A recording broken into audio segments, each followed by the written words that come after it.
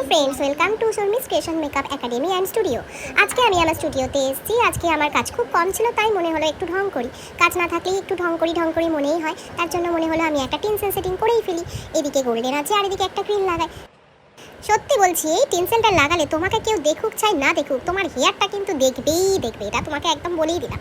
তাই জন্য দেখো আমি এখন টিনসেলটা সেটিং করে ফেলছি, যাতে একটুখানি সবাই আমার হেয়ারটা একটু দেখবে আর আমি একটু ঢং করতেও পারবো। তার জন্য আমি হেয়ার টিনসেলটা সেটিংটা করেই ফেললাম। তো আমি আমার অ্যাসিস্ট্যান্টকে যথারীতি বললাম আমার টিনসেলটা লাগিয়ে দিতে।